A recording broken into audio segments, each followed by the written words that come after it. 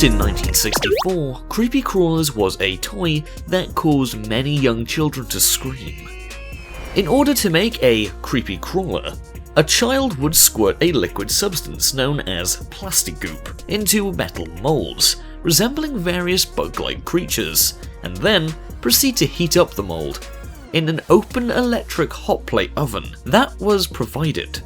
Upon heating, the molds would need temperatures of up to 392 degrees Fahrenheit or 200 degrees Celsius, equivalent to that of a hot oven. It is unsurprising that some children found themselves with first or even second degree burns.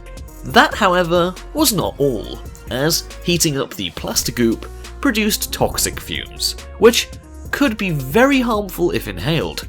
The result, if you manage to do all of this, is a semi-solid rubbery bug. Mattel, the company who manufactured the toy, somehow thought it was a great idea, and so released more variations of the toy, including mold sets for Superman and Tarzan, just to name a few. Eventually, Mattel stopped production of Creepy Crawlers in 1978, and later attempts to revive the toy were usually short-lived.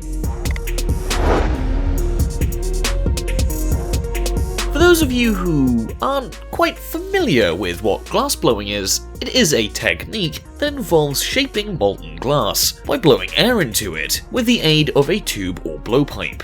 This technique is usually carried out by a glassblower or a glassmith, unless you were a child growing up in the 1950s.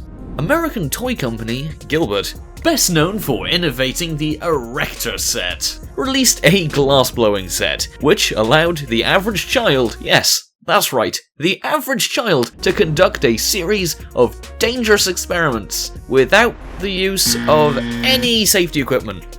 Yep, seems like a great idea, that one.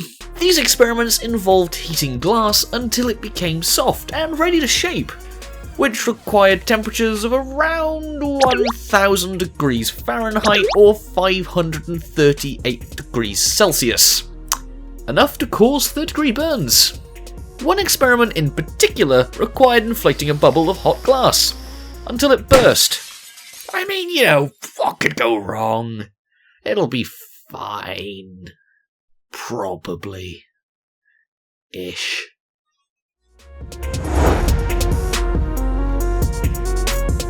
Although it may seem like a harmless bit of fun, toy guns can be extremely dangerous, especially since they imitate real weapons.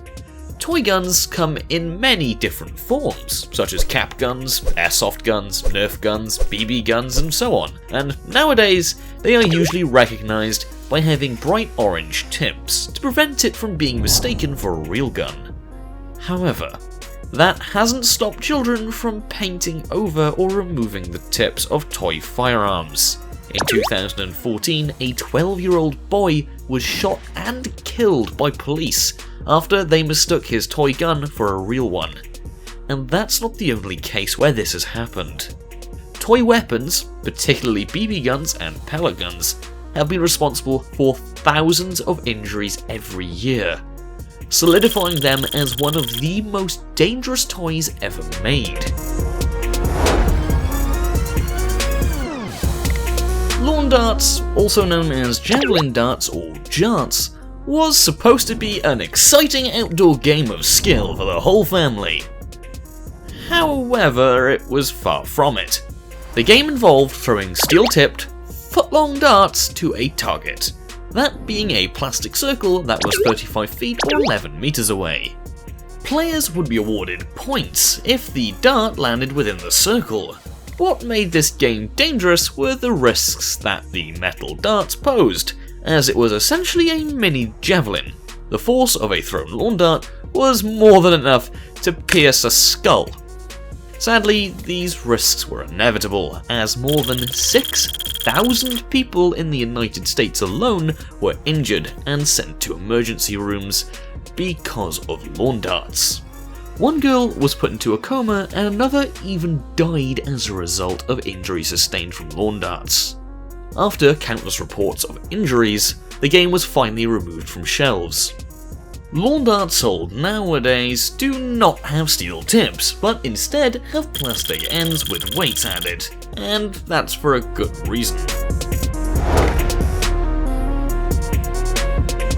If you thought everything in this list was dangerous, just wait until you see the Gilbert U-238 Atomic Energy Laboratory set. Made by Gilbert in the 1950s, yes, that's right, the same company responsible for that amazing glass-blowing set, they sure know how to make kid-friendly toys. The U-238 Atomic Energy Laboratory set allowed children to become the next Marie Curie, because they die from radiation poisoning. The set included a Geiger counter, used to measure radiation, an electroscope that measured radioactivity of different substances, a spinthariscope, a Wilson cloud chamber, and real samples, that's right, real samples of uranium ores, amongst other things. Children back then were essentially handling radioactive materials, which could lead to damaging effects in the long term. One of the activities the kit suggested was playing a game of hide and seek with the radioactive samples, challenging players to locate a radioactive sample hidden in a room by using the Geiger counter. It's no wonder that this toy was once called the world's most dangerous toy. If the batteries in the Geiger counter ran out whilst you were playing hide and seek, it wouldn't end well, is what I'm trying to get across. It wouldn't go well.